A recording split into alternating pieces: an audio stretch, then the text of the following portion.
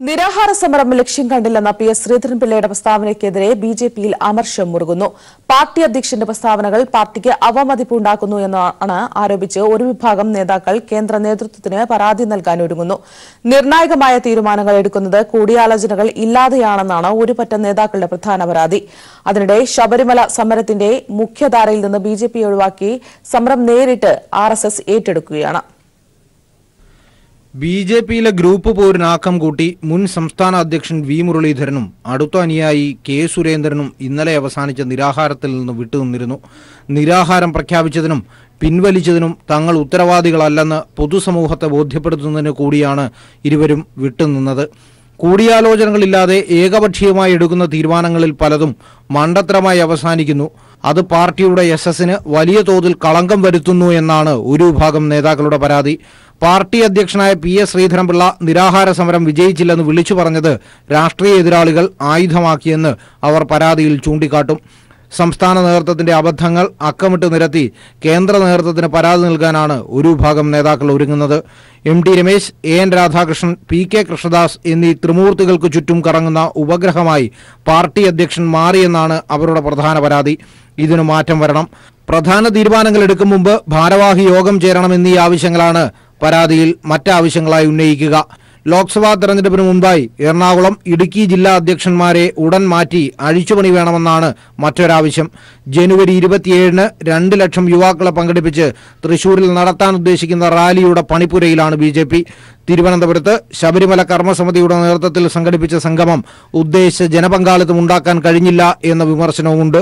2 ലക്ഷം ആളുകൾ പങ്കെടുക്കുമെന്നാണ് അറിയിച്ചിരുന്നതെങ്കിലും 40,000-ൽ താഴെ ആളുകൾ മാത്രമേ വന്നുള്ളൂ എന്നാണ് വിലയിരുത്തൽ. ശബരിമല സമരത്തിൽ പങ്കെടുത്ത നിരവധി പ്രവർത്തകർ ജാമ്യത്തുക കെട്ടിവെക്കാനാവാതെ വിവിധ ജയിലുകളിൽ കിടക്കുമ്പോൾ കോടികൾ ചിലവഴിച്ചുള്ള റാലികളിൽ നിന്നും സാധാരണ പ്രവർത്തകർ മാറി നിൽക്കുന്നത് ബിജെപിക്ക് മറ്റൊരു തലവേദനയായിട്ടുണ്ട്. ഇതിനിടയിലാണ് നേതൃത്വത്തിന്റെ ദിശാബോധമില്ലായ്മയെ ചൊല്ലി ഒരു വിഭാഗം നേതാക്കൾ പരാതി കുരുങ്ങുന്നത്. അതിനിടെ ശബരിമല സമരത്തിന്റെ മുഖ്യധാരയിൽ നിന്നും ബിജെപി ഒഴിവാക്കി സമരം നേരിട്ട് ആർഎസ്എസ് ഏറ്റെടുക്കുകയാണ്. ശബരിമല കർമ്മസമിതിയാവും ഇനി അങ്ങോട്ട് സമരരൂപം തീരുമാനിക്കുക. കൈവന്ന സുവർണാവസരം ബിജെപി തുലച്ചു എന്ന വിലയിരുത്തലിന്റെ അടിസ്ഥാനത്തിലാണ് ഇത്തരമൊരു തീരുമാനത്തിലേക്ക് ആർഎസ്എസ് എത്തിയത്. എസ് ജീവൻകുമാർ, തിരുവനന്തപുരം. സിബിഐ ഇടക്കാല ഡയറക്ടർ നാഗേശ്വർ റാവുവിനെതിരെ പൊതുതാൽപര്യ ഹർജി സുപ്രീംകോടതി ഇന്ന് പരിഗണിക്കും. നാഗേശ്വർ റാവുവിന്റെ നിയമനം ചോദ്യം ചെയ്ത് സന്നദ്ധ സംഘടനയായ കോമൺ കോസാണ് സുപ്രീംകോടതിയിൽ ഹർജി ഫയൽ ചെയ്തിരിക്കുന്നത്. ചീഫ് ജസ്റ്റിസ് രഞ്ജൻ ഗൊഗോയ് അധ്യക്ഷനായ ബെഞ്ചാണ് ഹർജി പരിഗണിക്കുന്നത്. ഹർജി ഉടനെ പരിഗണിക്കണമെന്ന് അഭിഭാഷകൻ പ്രശാന്ത് ഭൂഷൺ ചീഫ് ജസ്റ്റിസ് അധ്യക്ഷനായ ബെഞ്ചിനു മുമ്പാകെ കഴിഞ്ഞ ദിവസം അഭ്യർത്ഥിച്ചിരുന്നു. സിബിഐ ഇടക്കാല ഡയറക്ടറെ നിയമിക്കേണ്ടത് പ്രധാനമന്ത്രി അധ്യക്ഷനായ ഉന്നതാധികാര സമിതിയാണ്. എന്നാൽ നാഗേശ്വർ റാവുവിനെ നിയമിച്ചത് അങ്ങനെയല്ലാത്തതിനാൽ നിയമനം റദ്ദാക്കണമെന്നാണ് കോമൺ കോസിന്റെ ആവശ്യം.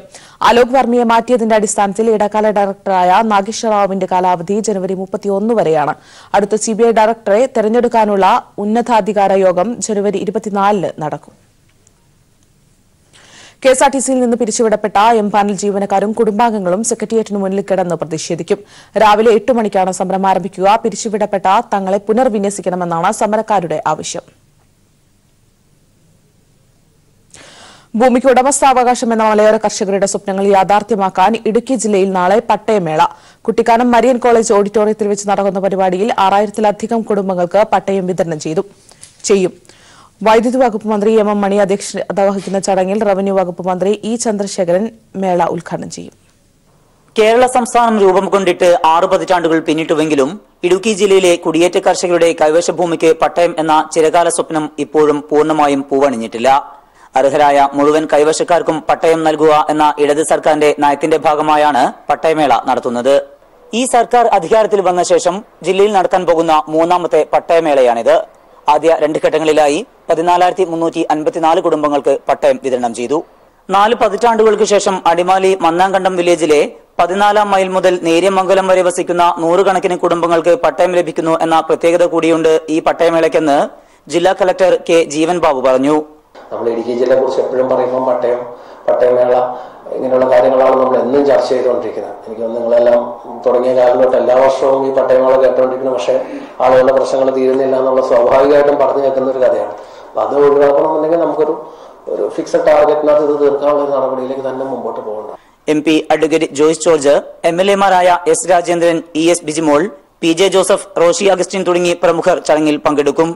ഇടുക്കിയിൽ നിന്ന് ദിലീപ് ഗോപിക്കൊപ്പം സമീർ വഴങ്ങോട്. പൊതുജനങ്ങളെ ബന്ദികളാക്കിക്കൊണ്ടുള്ള ഒരു സമരവും കേരളത്തിൽ വിജയിച്ചിട്ടില്ലെന്ന് കാനം രാജേന്ദ്രൻ. അർദ്ധരാത്രിയിൽ ഹർത്താൽ പ്രഖ്യാപിക്കുന്നത് മുഖ്യധാര രാഷ്ട്രീയ കക്ഷികളല്ല. ആർക്കും ഹർത്താൽ പ്രഖ്യാപിക്കാവുന്ന അവസ്ഥയിൽ കാര്യങ്ങൾ എത്തിയിരിക്കുന്നു. ഒരു പ്രസ്താവന കൊണ്ട് മാത്രം ഹർത്താൽ നടത്താവുന്ന അവസ്ഥയാണ് കേരളത്തിലെന്നും കാനം കൊച്ചിയിൽ പറഞ്ഞു.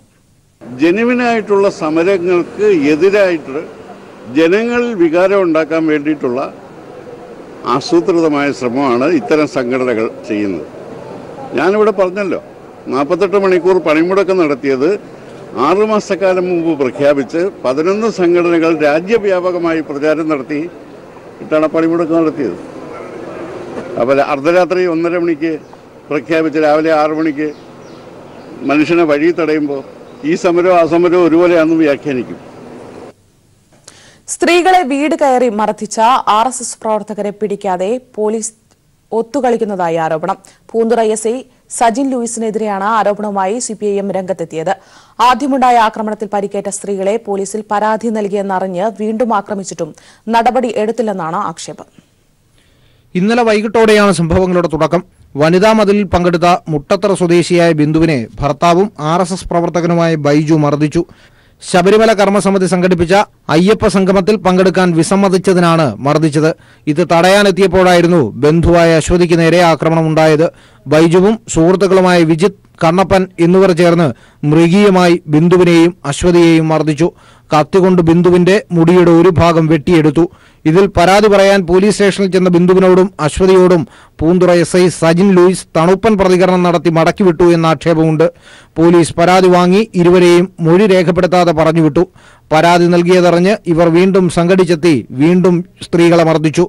പ്രതികളിരുന്ന് മദ്യപിക്കുന്ന സ്ഥലം പറഞ്ഞു കൊടുത്തിട്ടും പോലീസ് പ്രതികളെ പിടികൂടാൻ തയ്യാറായില്ലെന്നാണ് CPIM കമലേശ്വരം ലോക്കൽ കമ്മിറ്റി ആരോപിക്കുന്നത്. പോലീസിന്റെ വീഴ്ച ചൂണ്ടിക്കാണിച്ചതിന് അപമര്യാദയോടെ തന്നോട് പെരുമാറിയതായും ലോക്കൽ സെക്രട്ടറി V ഷാജി ആരോപിച്ചു. ഇതാണ് ഒരു സമീപനം. 9 മണിയായി, ഇതുവരെയും ആ കേസ് എന്താണെന്ന് ഞങ്ങൾക്കറിയില്ല. ആ സ്പോട്ടിൽ ഇതുവരെ പോയിട്ടുമില്ല. അപ്പോൾ ഇത്തരത്തിലാണ് അവസ്ഥയെങ്കിൽ മുമ്പോട്ടുള്ള പോക്ക് എന്തായിരിക്കും? സ്ഥിരമായി ബൈജു തന്നെ ഉപദ്രവിക്കുന്നതായി ബിന്ദുവും വെളിപ്പെടുത്തി. ഇനി അടിയുള്ള മയ്യായിരിക്കും. 15 വർഷം കൊണ്ട് ഈ ദേവ ഉപദ്രവമാണ്. എൻ്റെ കൊച്ചിനാണെങ്കിൽ രാത്രി കിടന്നുറങ്ങാൻ സമ്മതിക്കൂല. അതിന് രാവിലെ ട്യൂഷന് പോകാനും പറ്റൂല. വൈകിട്ട് 5 മണിക്ക് നടന്ന ആദ്യ സംഭവത്തിനു ശേഷം സ്ത്രീകൾക്ക് സുരക്ഷ നൽകിയിരുന്നെങ്കിൽ രണ്ടാമത്തെ ആക്രമണം ഉണ്ടാകുമായിരുന്നില്ല. വിവാദമായതിനു ശേഷം രാത്രി 9 മണിയോടെയാണ് സ്ത്രീകളുടെ മൊഴി രേഖപ്പെടുത്താൻ പോലീസ് തയ്യാറായത്. പൂന്തറ സ്റ്റേഷനിലെ SI സജിൻ ലൂയിസ് മുമ്പും RSS പ്രവർത്തകർ പ്രതികളാവുന്ന കേസുകളിൽ മൃദു സമീപനമെടുക്കുന്നതായ ആക്ഷേപമുണ്ട്. SIക്കെതിരെ ഉയർന്ന പോലീസ് ഉദ്യോഗസ്ഥർക്ക് പരാതി നൽകുമെന്ന് CPIM നേതാക്കൾ അറിയിച്ചു. News bureau, Thiruvananthapuram. കൊച്ചിയിലെ ബ്യൂട്ടി പാർലർ വെടിവെപ്പ് കേസിൽ സ്ഥാപനമുടമ ലീന മരിയ പോൾ വീണ്ടും മൊഴി നൽകി. പോലീസിന്റെ ആവശ്യപ്രകാരമാണ് ലീന കൊച്ചിയിലെത്തിയതും രണ്ടാമതും മൊഴി നൽകിയതും. ആദ്യം നൽകിയ മൊഴിയിൽ കൂടുതൽ വ്യക്തത വരുത്തുന്നതിനാണ് പോലീസ് ലീനയെ വീണ്ടും നോട്ടീസ് നൽകി വിളിച്ചു വരുത്തിയത്. കൊച്ചി പനമ്പള്ളി നഗറിലെ ബ്യൂട്ടി പാർലറിന് നേരെ ബൈക്കിലെത്തിയ 2 അംഗ സംഘം വെടിവെച്ച് കടന്നുകളഞ്ഞ കേസിൽ സ്ഥാപന ഉടമ ലീന മരിയ പോൾ പോലീസിന് നേരത്തെ മൊഴി നൽകിയിരുന്നു. മുംബൈ അധോലോക നായകൻ രവി പൂജാരിയിൽ നിന്ന് തനിക്ക് വധഭീഷണി ഉണ്ടായെന്നും 25 കോടി രൂപ നൽകാൻ ആവശ്യപ്പെട്ടെന്നും ലീന പോലീസിനോട് പറഞ്ഞിരുന്നു. രവി പൂജാരിയുടേതെന്ന് കരുതുന്ന ഫോൺ കോൾ റെക്കോർഡുകളും ലീന പോലീസിന് കൈമാറിയിരുന്നു. എന്നാൽ ഇയാളുടെ സംഘവുമായി എന്ത് ഇടപാടാണ് ലീനയ്ക്കുള്ളതെന്ന കാര്യത്തിൽ നേരത്തെ മൊഴിയെടുക്കവേ ലീന കൃത്യമായി വിശദീകരിച്ചിരുന്നില്ല. ഇത് സംബന്ധിച്ച് കൂടുതൽ വ്യക്തത വരുത്തുന്നതിനാണ് ലീനയെ പോലീസ് വീണ്ടും വിളിപ്പിച്ചത്. അഭിഭാഷകന്റെ വസതിയിൽ വെച്ചായിരുന്നു അന്വേഷണ സംഘം മൊഴിയെടുത്തത്. അതേസമയം രവി പൂജാരിയുടെ സംഘമാണ് വെടിവെപ്പിന് പിന്നിലെന്ന നിഗമനത്തിലാണ് അന്വേഷണം പുരോഗമിക്കുന്നത്. ബൈക്കിലെത്തി വെടിവെച്ചവർ പൂജാരിയുടെ സംഘത്തിൽപ്പെട്ട മലയാളികളായിരിക്കാം എന്ന സംശയവും പോലീസിനുണ്ട്. അന്വേഷണം ശക്തമാക്കുന്നതിന്റെ ഭാഗമായി ക്രൈംബ്രാഞ്ചിനോട് അന്വേഷണ സംഘത്തെ സഹായിക്കാനും DGP നിർദ്ദേശിച്ചിരുന്നു. News bureau, Kochi. 30 വർഷങ്ങൾക്ക് ശേഷം ബീഹാറിലെ ചരിത്രപ്രധാനമായ ഗാന്ധി മൈതാനിയിൽ മഹാറാലി സംഘടിപ്പിക്കാനൊരുങ്ങി കോൺഗ്രസ്. 1.5 ലക്ഷം പേരെ അണിനിരത്തി കരുത്തുകാട്ടുകയാണ് ജൻ ആകാംക്ഷ റാലിയിലൂടെ കോൺഗ്രസ് ലക്ഷ്യമിടുന്നത്. ഫെബ്രുവരി 3-ന് നടക്കുന്ന റാലിയെ കോൺഗ്രസ് അധ്യക്ഷൻ രാഹുൽ ഗാന്ധി അഭിസംബോധന ചെയ്യും. ലോക്സഭാ തെരഞ്ഞെടുപ്പിന് മുൻപായി സംഘടനാ സംവിധാനം ശക്തമാക്കുക, തെരഞ്ഞെടുപ്പിൽ RJDയോട് കൂടുതൽ സീറ്റുകൾ ആവശ്യപ്പെടാൻ കരുത്തുകാട്ടുകയും ലക്ഷ്യമിട്ടാണ് റാലി. 1989-ൽ അന്നത്തെ പ്രധാനമന്ത്രി രാജീവ് ഗാന്ധിയായിരുന്നു ഗാന്ധി മൈതാനിയിൽ കോൺഗ്രസിന്റെ റാലിയെ അവസാനമായി അഭിസംബോധന ചെയ്തത്. പിന്നീട് ലക്ഷങ്ങളെ ഉൾക്കൊള്ളാൻ സാധിക്കുന്ന മൈതാനിയിൽ കോൺഗ്രസിന് അത്തരമൊരു മഹാറാലി ഏറ്റെടുക്കാൻ ധൈര്യമുണ്ടായില്ല. അത്രയേറെ ബീഹാറിൽ കോൺഗ്രസ് തകർന്നടിഞ്ഞിരുന്നു. മണ്ഡൽ കമ്മീഷൻ വിഷയത്തോടെയായിരുന്നു ബീഹാറിലെ കോൺഗ്രസിന്റെ അടിത്തറ ഇളകി തുടങ്ങിയത്. ഒടുവിൽ 2009 നിയമസഭയിൽ 4 അംഗങ്ങളിലേക്ക് വരെ പാർട്ടി ചുരുങ്ങി. ലോക്സഭാ തെരഞ്ഞെടുപ്പിന് മുൻപ് ഈ പേരുദോഷം മാറ്റി തെരഞ്ഞെടുപ്പിനായി പാർട്ടിക്ക് തയ്യാറെടുക്കേണ്ടതുണ്ട്. ഇത് ലക്ഷ്യമിട്ടാണ് 1.5 ലക്ഷം പേരെ അണിനിരത്തി ഫെബ്രുവരി 3 ജൻ ആകാംക്ഷ റാലി കോൺഗ്രസ് സംഘടിപ്പിക്കുന്നത്. MLA-മാരും MLC-മാരും 5000 പേരെയും ജില്ലാ കമ്മിറ്റികൾ 4000 പേരെയും റാലിക്ക് എത്തിക്കണം. കോൺഗ്രസ് അധ്യക്ഷൻ രാഹുൽ ഗാന്ധി റാലി ഉദ്ഘാടനം ചെയ്യും. നിരവധി ദേശീയ നേതാക്കളും റാലിയെ അഭിസംബോധന ചെയ്യും. പരിപാടിയുടെ എല്ലാ ഒരുക്കങ്ങളും പൂർത്തിയായതായി PCC അധ്യക്ഷൻ മദൻ മോഹൻ ഝാ പാറ്റ്നയിൽ പറഞ്ഞു.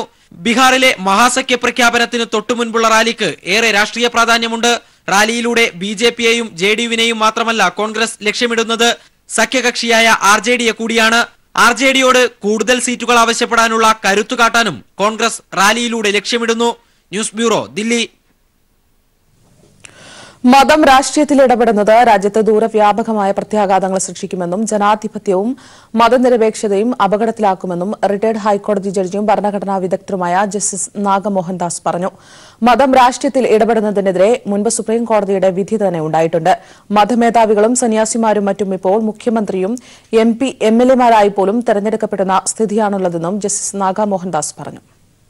വർഗീയ ഫാസിസം രാജ്യത്തുയർത്തുന്ന വെല്ലുവിളികളിലേക്ക് സമൂഹത്തിന്റെ കണ്ണു തുറപ്പിക്കുന്നതാണ്. കാസർഗോഡ് കൊടക്കാട് പന്തിഭോജനത്തിന്റെ 80ാം വാർഷികത്തിന്റെ ഭാഗമായി വെള്ളച്ചാലിൽ സംഘടിപ്പിച്ച അനുസ്മരണ സമ്മേളനത്തിൽ പ്രമുഖ ഭരണഘടനാ വിദഗ്ധനും നിയമജ്ഞനും റിട്ടയർഡ് ഹൈക്കോടതി ജഡ്ജിയുമായ ജസ്റ്റിസ് നാഗമോഹൻദാസ് നടത്തിയ പ്രഭാഷണം മതം രാഷ്ട്രീയത്തിൽ ഇടപെടുന്നത് രാജ്യത്ത് ദൂരവ്യാപകമായ പ്രത്യാഘാതം സൃഷ്ടിക്കുമെന്ന് ജസ്റ്റിസ് നാഗമോഹൻദാസ് ചൂണ്ടിക്കാട്ടി.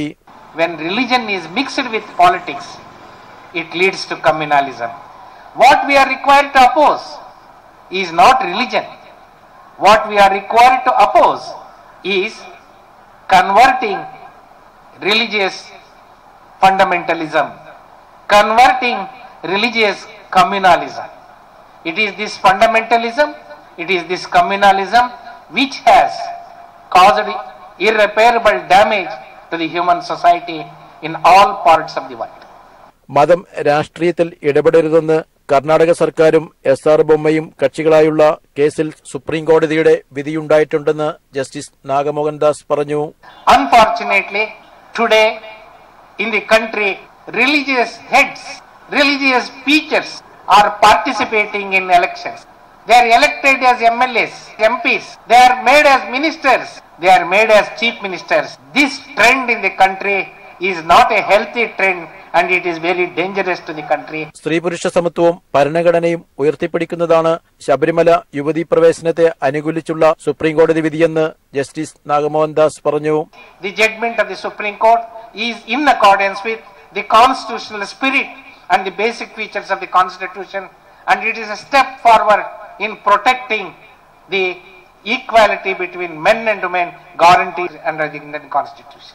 ഇന്ത്യൻ ഭരണഘടന ഇല്ലാതാകുന്നത് രാജ്യത്തിന്റെ നിലനിൽപ്പ് തന്നെ അപകടത്തിലാക്കുമെന്നും ജാതി വ്യവസ്ഥ വർഗരാഷ്ട്രീയത്തിന്റെ ശത്രുവാണെന്നും ജസ്റ്റിസ് നാഗമോഹൻദാസ് ചൂണ്ടിക്കാട്ടി. News bureau, Kasaragod. കാസർഗോഡ് കൊടക്കാട് പന്തിഭോജനത്തിന്റെ 80ാം വാർഷികവും നവോത്ഥാന നായകൻ ആനന്ദതീർത്ഥൻ അനുസ്മരണവും കേരള സാഹിത്യ അക്കാദമിയുടെ നേതൃത്വത്തിൽ വെള്ളച്ചാലിൽ വിവിധ പരിപാടികളോടെ സംഘടിപ്പിച്ചു.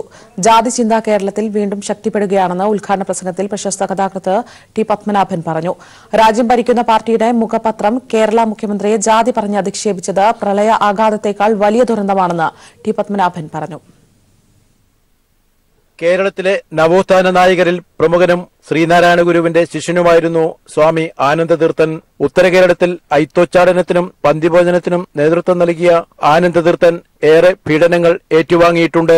നവോത്ഥാന കാലഘട്ടത്തിൽ കർഷക യുവജന പ്രസ്ഥാനങ്ങൾക്കും തുടർന്ന് കമ്മ്യൂണിസ്റ്റ് പ്രസ്ഥാനത്തിനും ശക്തമായ സ്വാധീനം ലഭിച്ച കൊടക്കാട്ട് 80 വർഷം മുമ്പാണ് പന്തിഭോജനം സംഘടിപ്പിച്ചത്. കൊടക്കാട് വെള്ളച്ചാലിൽ സംഘടിപ്പിച്ച പന്തിഭോജനത്തിന്റെ 80ാം വാർഷികാഘോഷം പ്രശസ്ത കഥാകൃത്ത് T. Padmanabhan, retired justice Nagamohandas, P. Karunakaran MP എന്നിവർ ചേർന്നാണ് ഉദ്ഘാടനം ചെയ്തത്. ആനന്ദതീർത്ഥനെ മാത്രമല്ല നവോത്ഥാന ആശയങ്ങളെ തന്നെ കേരളം കൈവിട്ടുപോകുന്നുവെന്ന് സംശയിക്കുന്നതായി കഥാകൃത്ത് T. പത്മനാഭൻ പറഞ്ഞു. കേരളത്തിലുണ്ടായ പ്രളയക്കെടുതിയേക്കാൾ ദുരന്തമാണ് ജാതി പറഞ്ഞ് കേരള മുഖ്യമന്ത്രിയെ അധിക്ഷേപിച്ചതെന്ന് T. പത്മനാഭൻ ചൂണ്ടിക്കാട്ടി. നമ്മുടെ ഇന്ത്യയിലെ ഒരു മുഖ്യമന്ത്രിയെ അദ്ദേഹത്തിന്റെ ജാതി പറഞ്ഞ് അധിക്ഷേപിച്ചു. അദ്ദേഹത്തിന്റെ അച്ഛൻ തെങ്ങ് കയറ്റക്കാരനാണ്. തെങ്ങ് കയറ്റക്കാരനെ മുഖ്യമന്ത്രിയാക്കിയാൽ പിന്നെ ഇങ്ങനെയൊക്കെയല്ലേ സംഭവിക്കുകയുള്ളൂ. എൻ്റെ ദൃഷ്ടിയിൽ 2018 സംഭവിച്ച ഏറ്റവും വലിയ ദുരന്തം വെള്ളപ്പൊക്കമോ ഭൂകമ്പമോ ഒന്നുമായിരുന്നില്ല. അതിലേറെയും എന്നെ വേദനിപ്പിച്ചത് ഇന്ന് ഇന്ത്യ ഭരിക്കുന്ന കക്ഷിയുടെ മുഖപത്രത്തിന്റെ 1ാമത്തെ പേജിലാണ് ഈ അഭിപ്രായം വന്നത്. എഴുത്തു വായനയുമായിട്ട് വളരെയൊന്നും ബന്ധമില്ലാത്ത ഒരു കക്ഷിക്കാർ നടത്തുന്നത് കൊണ്ടായിരിക്കാം ഈ ഒരു തകരാർ സംഭവിച്ചത്. എം രാജഗോപാലൻ MLA ഉദ്ഘാടന സമ്മേളനത്തിൽ അധ്യക്ഷനായിരുന്നു. Sahitya Akademi secretary doctor KP Mohanan, കഥാകൃത്ത് CV Balakrishnan, PVK Panayal, EP Rajagopalan, Raveendran Kodakkad തുടങ്ങിയവരും സംസാരിച്ചു. പന്തിഭോജനത്തിൽ പങ്കെടുത്ത അമ്പു വൈദ്യർ, PP കുഞ്ഞമ്പു എന്നിവരുടെ സാന്നിധ്യവും ശ്രദ്ധേയമായി.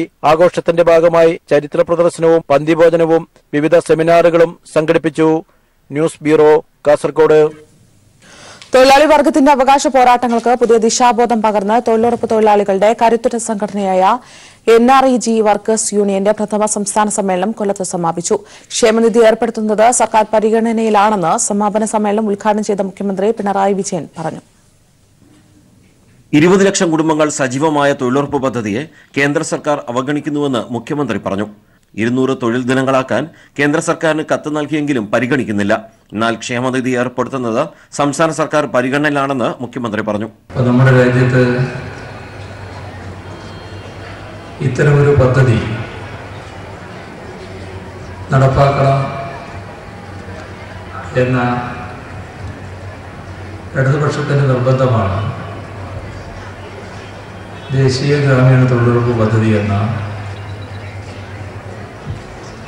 ഈ പദ്ധതിക്ക് രൂപം കൊടുക്കുന്നതിലേക്ക് എത്തിച്ചത്.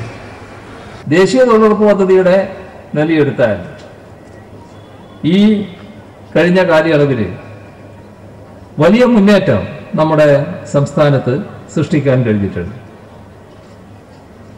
ഇപ്പോൾ ശരാശരി തൊഴിൽ ദിനങ്ങൾ ഏറ്റവും കൂടുതൽ നൽകുന്ന സംസ്ഥാനമായി കേരളം മാറിയിട്ടുണ്ട്. NREG വർക്കേഴ്സ് യൂണിയൻ സംസ്ഥാന സെക്രട്ടറിയായി CPIM സംസ്ഥാന കമ്മിറ്റി അംഗം S രാജേന്ദ്രനെയും പ്രസിഡന്റായി CPIM സംസ്ഥാന കമ്മിറ്റി അംഗം ഗിരിജ സുരേന്ദ്രനെയും ട്രഷററായി CK ഹരീന്ദ്രൻ MLAയും കൊല്ലത്ത് നടന്ന NREG വർക്കേഴ്സ് യൂണിയൻ പ്രഥമ സംസ്ഥാന സമ്മേളനം തെരഞ്ഞെടുത്തു. ദേശീയ ഗ്രാമീണ തൊഴിലുറപ്പ് പദ്ധതിയിലും അയ്യങ്കാളി നഗര തൊഴിലുറപ്പ് പദ്ധതിയിലും പണിയെടുക്കുന്ന സംസ്ഥാനത്തെ 10 ലക്ഷം യൂണിയൻ അംഗങ്ങളെ പ്രതിനിധീകരിച്ച് 677 പ്രതിനിധികൾ പങ്കെടുത്ത സമ്മേളനത്തിൽ തൊഴിലുറപ്പ് നിയമം നൽകുന്ന നിയമപരമായ അവകാശങ്ങൾ നടപ്പാക്കുന്നുവെന്ന് ഉറപ്പുവരുത്താനുള്ള ശക്തമായ പ്രക്ഷോഭ സമരങ്ങൾക്കും സമ്മേളനം രൂപം നൽകി. ന്യൂസ് ബ്യൂറോ, കൊല്ലം. പ്രളയാനന്തര കേരളത്തിന് സഹായവുമായി നവകേരളം ചിരികേരളം മെഗാ ഷോയ്ക്ക് തുടക്കമായി. നൃത്തഗാന ചലച്ചിത്ര രംഗത്തെ പ്രമുഖരാണ് മെഗാ ഷോയിൽ അണിനിരക്കുന്നത്. 100ഓളം വേദികളിൽ പരിപാടികൾ അവതരിപ്പിച്ച് സമാഹരിക്കുന്ന പണം മുഖ്യമന്ത്രിയുടെ ദുരിതാശ്വാസ നിധിയിലേക്ക് നൽകും.